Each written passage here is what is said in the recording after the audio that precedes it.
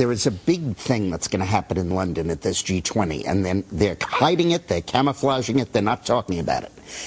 Coordination of international regulation.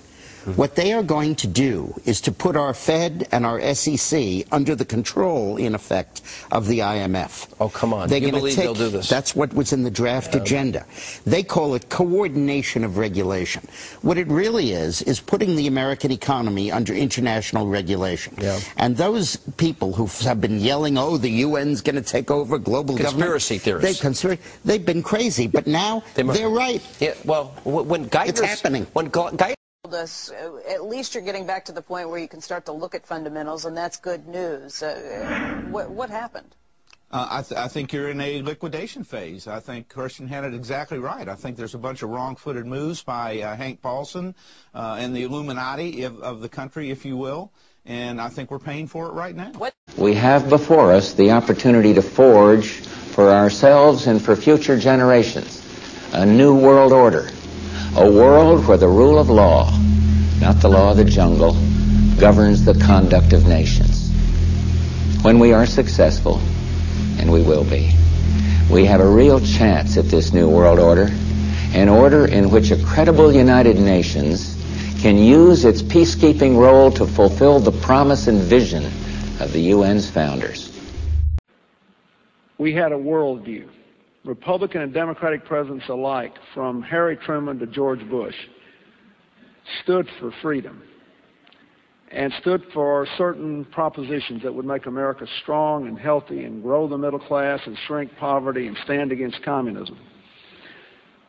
And after 1989, President Bush said, and it's a phrase that I often use myself, that we needed a new world order. To shape this so that the problem of the Bush presidency will be the emergence of a new international order.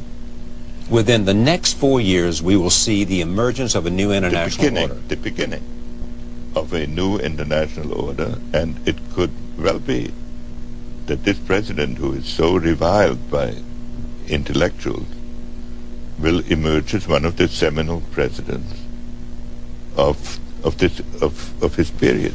Let's assume of American and modern history. When our founders declared a new order of the ages, when soldiers died in wave upon wave for a union based on liberty, when citizens marched in peaceful outrage under the banner Freedom Now, they were acting on an ancient hope that is meant to be fulfilled. History has an ebb and flow of justice, but history also has a visible direction set by liberty and the author of liberty. I think a new world order is emerging, and with it the foundations of a new and progressive era of international cooperation. We have resolved that from today we will together manage the process of globalization.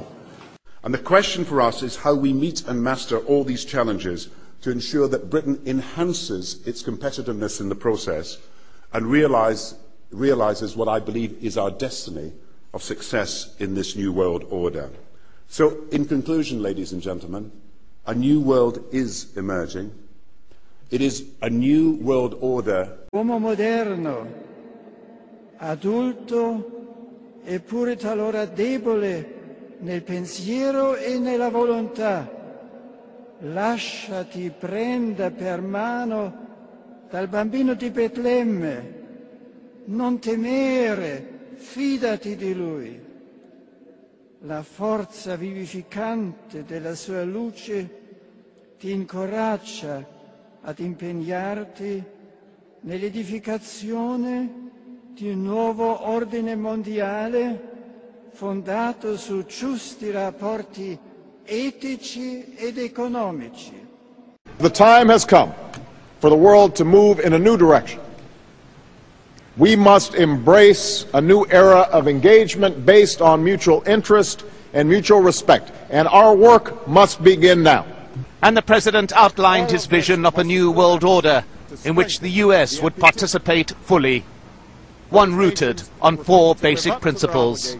Non-proliferation and disarmament, the promotion of peace and security, the preservation of our planet, and a global economy that advances opportunity for all people. Partnership and cooperation among nations is not a choice. It is the only way, the one way, to protect our common security and advance our common humanity.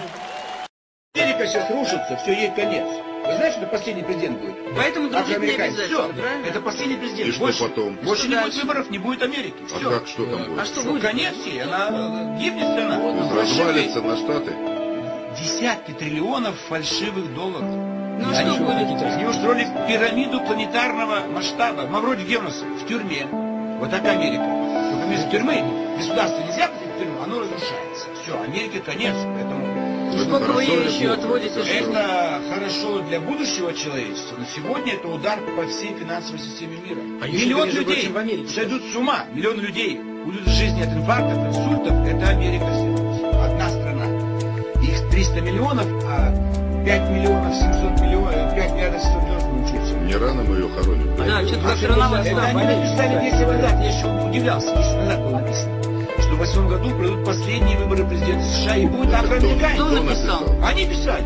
Я сам читал. 10 лет. Я думал, фантастика. Что они сами себя хоронят. Это был 97 год. И определили, кто будет президентом. Барака Обамы не было. И писали, будет афроамериканец. Точно афроамериканец. Срок грани, остался месяц. Ну, они писали, это их данные, это их данные. Здесь есть одна такая... Пирамиду планетарного масштаба. Мавроди Гевнос в тюрьме. Вот такая Америка.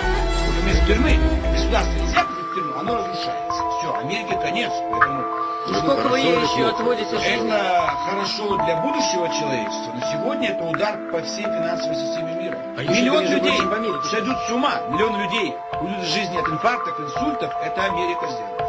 Одна страна. Их 300 миллионов, а 5 миллионов 700 миллионов, 5 миллиардов 100 миллионов не учатся. Не рано мы ее хороним. Да, что-то как рановато. Это они написали 10 лет назад. Я еще удивлялся. 10 лет назад было написано, что в 2008 году пройдут последние выборы президента США и будет афроамериканец. Кто написал? Они писали. Я сам читал. 10 лет. Я думал, фантастика. Что они сами себя хоронят. Это был 97 год. И определили, кто будет президентом. Барака Обамы не было. Написали, будет афроамериканец. Точно афроамериканец. Срок ноября не изберут, остался месяц. Ну, они писали, это их данные, это их